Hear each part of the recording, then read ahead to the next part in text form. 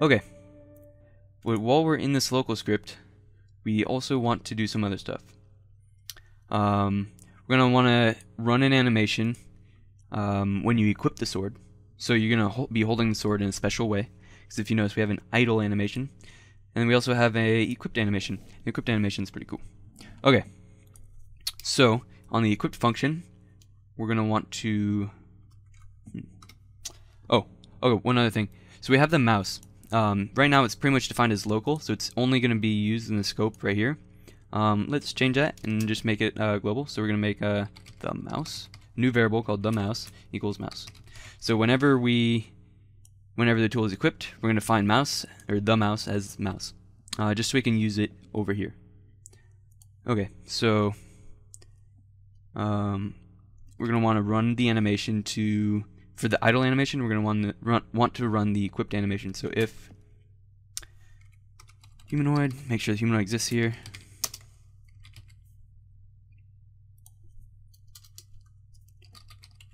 And just like up here, we're going to be doing pretty much the same exact thing. So I'm just going to copy this, paste it right here, Control C, Control V. But we don't know what tuple 2 is. We're going to be actually looking for idle anim 3. So now anim is equal to idle anim. You know what? Because we're doing something special, the idle animation is actually a looped animation. So these can be a little bit tricky because this will continue to run. So we got to make sure that we close it down properly, and we close down one if there's already one running.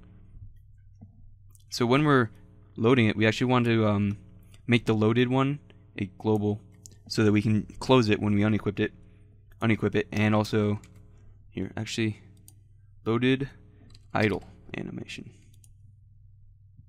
Okay, so loaded idle animation defined right here. And if there's already a loaded idle animation, you're gonna want to close it first. So if loaded idle animation, then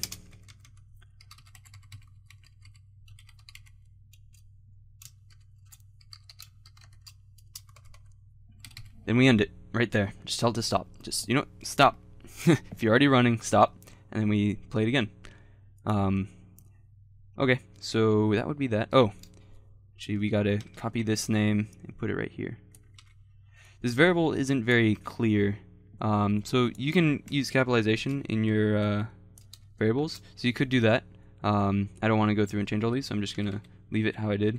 But it is nice to try to make your shortcuts, your values, variables have distinguishable names and legible names. Okay, so that's how you do that. You're also going to want to run another animation, and this one is going to be, this animation is going to be the equipped animation. So the equipped animation is actually a higher priority than the idle animation. So what we're doing is we're going to be running both of these at the same time, but you're not going to see the idle animation until after this one finishes, after the equipped animation. And I call it equip anim 5 because that's what it's named over here. If I change the name of it over here, I gotta change it over here. So we can do that. Just change this 5, and over here change anim 5 to just anim. Okay, so we've done that. This should work just fine. Yep. Okay, so while we're also in a local script, we gotta actually tell it to stop running when you unequip. So tool dot unequip connect function end. Okay, so in here we're gonna say actually the same exact thing as right here. So I'm just gonna copy this, paste it right there. So if idle animation exists, tell it to stop. Just stop. So when you unequip it, your character's not still doing that holding a sword animation. He actually goes back to his typical running animations. Okay, that's that. Cool. We're also going to want to use some icons, mouse icons. That's what we got the mouse for. So you can set the icon of the mouse, literally by setting the property called icon. So we're going to do that. So right here, if the mouse, then the mouse.icon equals to, now here's a very specific asset link to the default icons. So when you install Roblox, all these, there's a few images and stuff that come with Roblox. So RBX asset semicolon // textures / gun cursor .png. So you're setting the icon to this. You could put any decal ID in here, any image ID, any shirt ID. You could put any kind of image ID, asset ID into here. So if you wanted it to, we could use the texture ID of the sword, which would be this entire URL right here. If for whatever reason you wanted the icon to be the texture of the sword, you'd put that in there, but we're not. So gun cursor, which is just like a target looking cursor. So it feels good. And if Roblox ever updates to change its default cursors, your script will automatically have the up-to-date cursor. So whenever you equip it, you get that cursor. But how about we also make it so when you run an animation, we give you you know, the new cursor. We change it to like reloading or something. So when we run an animation, probably also going to want to change the cursor. So if the mouse, and we can call the mouse because we defined it right here. That's why we did this. If we were trying to just use mouse, we would not get that because this is in the scope of equipped. So if the mouse, then the mouse.icon equals, and now, whoops. Just going to come down here and copy this one. And there's another default icon built into Roblox called gun weight cursor.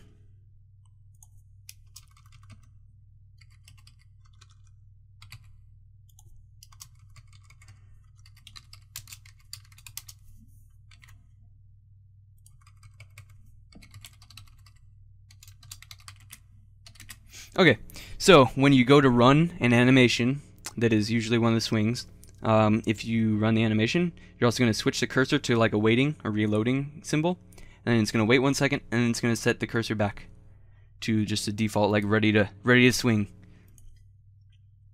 animation. Okay, so I think that's everything for the local script. Let's check the server script real quick.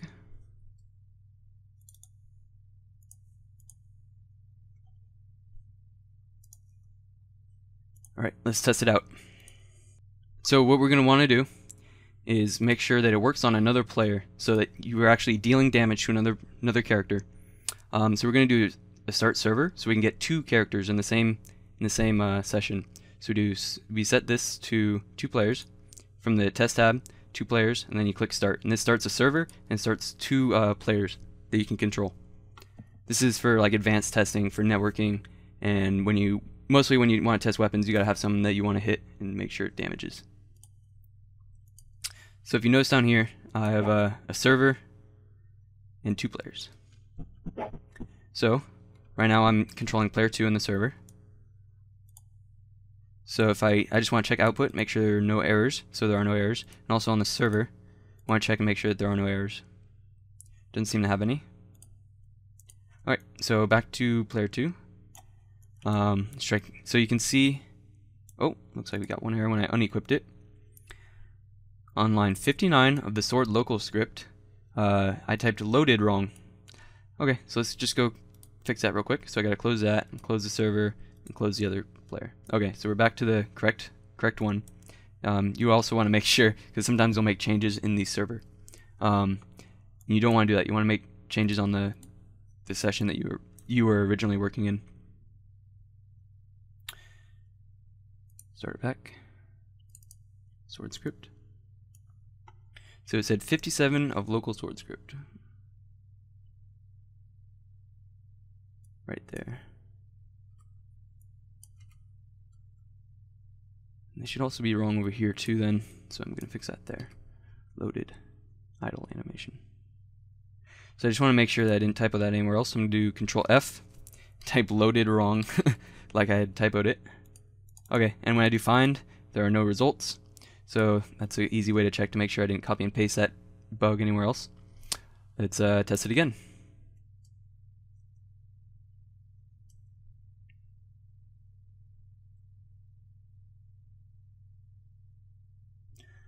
Okay, that's the server. And now it's starting up the players. This is player 1, over there is player 2. So I'm player 1 right now. Equip the sword. You can see I did the equip animation and now I'm in the special idle animation. So if I unequip it, no error, nice. Re-equip it, looks good. Alright, now let me try clicking. Didn't seem to work. Let's go look at the server. So here's the thing, when you're working with networking, you're gonna have a server script and a local script. Server scripts are ran on the server, and the local scripts are ran on the clients. So if there's a server error, if there's this error in the server script, you gotta check the server script. So it's /time. We'd never defined what /time was. So let's go back to line 39 on the sword script. I'm gonna be closing the server, the player 1, and the player 2. Make sure I'm back on the original again.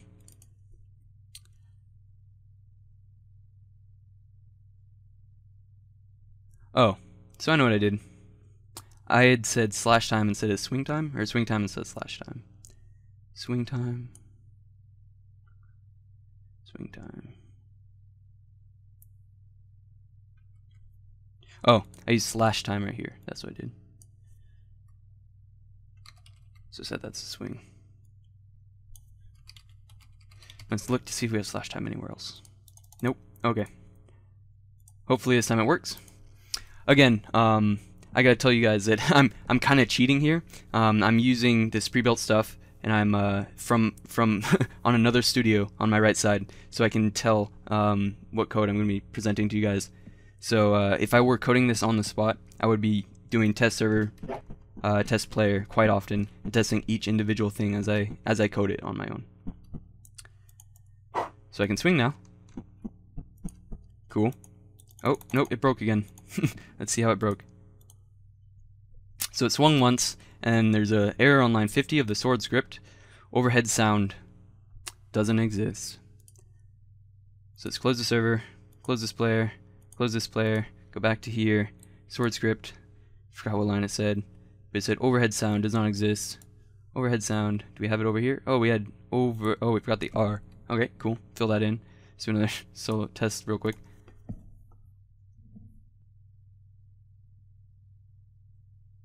So it starts the server, starts a player, starts another player. Okay, I'm controlling player 2 again.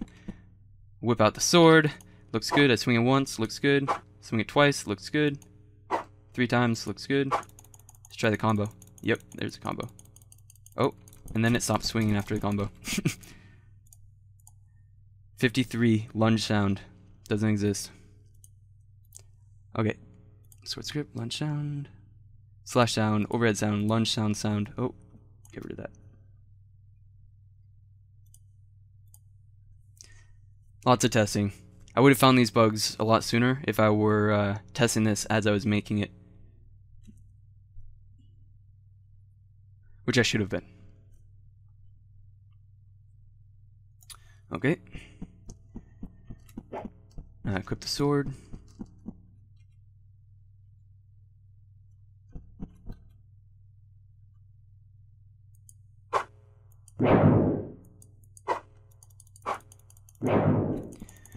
So the combo looks like it's working. Nice. But it's not damaging. Oh no. See if the server script has any problems. It does. Hit humanoid, a nil value. So I think I forgot to put an S on the end of that variable name. Sword script. Hit humanoids. So we're keeping track of all the humanoids to make sure that we don't hit any one of them twice. Because you could be hitting multiple people with one slash. Okay, so again, test it.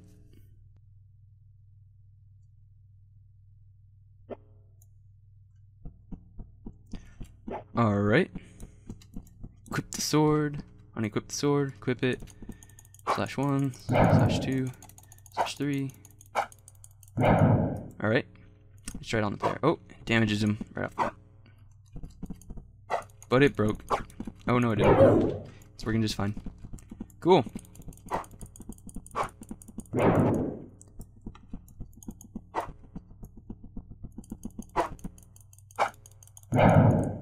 Cool. Alright, so that's the sword. Oh, you know what? It's not. One thing that we need to do is keep track of who blocks is who. So if you notice, we just deal damage to a humanoid and pretend it's done. But if you want to code a gear, if you look in any kind of gear, or if you want to have something keep track of the knockouts, so you'll notice in lots of games there's a leaderboard. We are going to want to make this work for leaderboards. So how does the leaderboard know who blocks to? Who blocks to? That sounds like a good name of a game. Okay, so we're going to need to put a tag inside the humanoid so that a leaderboard knows who blocks to. To do that, we're going to want to create one. So this is how it needs to work for most leaderboards to be able to read that a player blocks another player.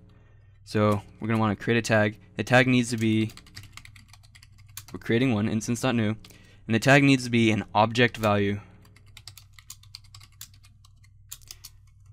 So an object value, if I just insert one real quick to show you.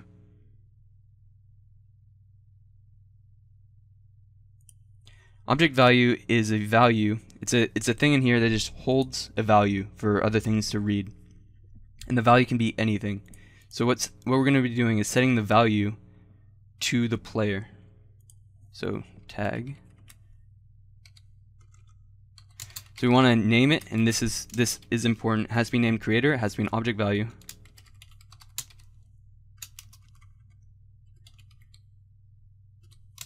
And you set the value to the person who's doing the bloxing. So that's going to be player, which was defined down here. And then we're also going to want to add it to the debris service. Actually, so you normally set the parent of it to the hit humanoid. I mean, not hit humanoid. Target humanoid. Target humanoid. So you want to set to the parent of the humanoid that you're dealing the damage to. And we're also going to want to add a new service real quick.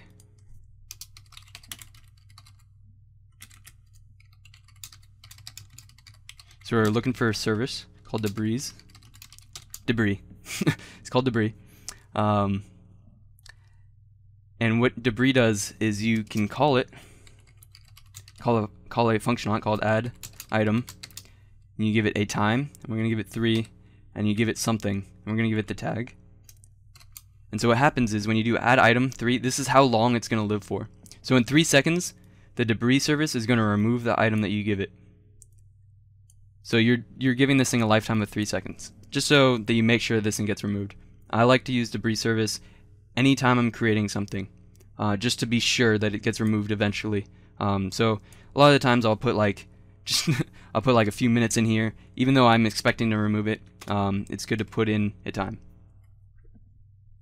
Okay, so we're gonna only have it last for 3 seconds. So if you attack someone and then wait 3 seconds and then they jump into lava, you didn't get that blocks. They blocks themselves.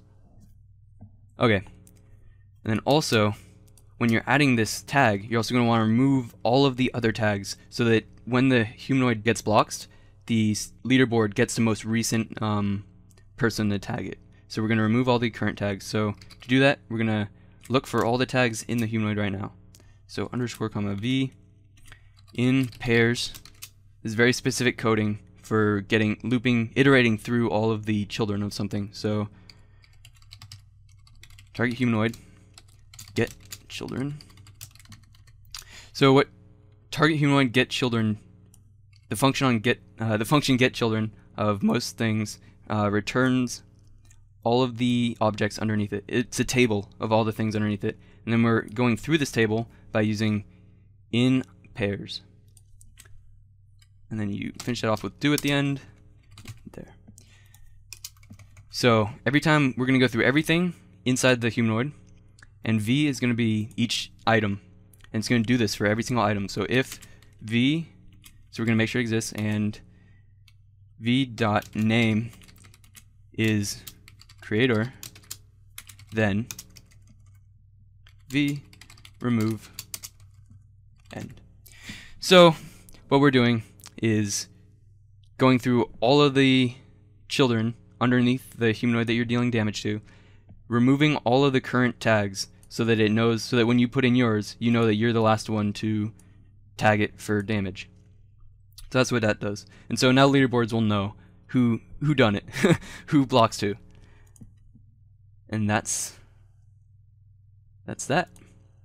Alright, and we'll be using that when we start to code the main game loop. And that's how you make a sword. Thanks for watching. I'll see you guys next episode, and remember, you make the game.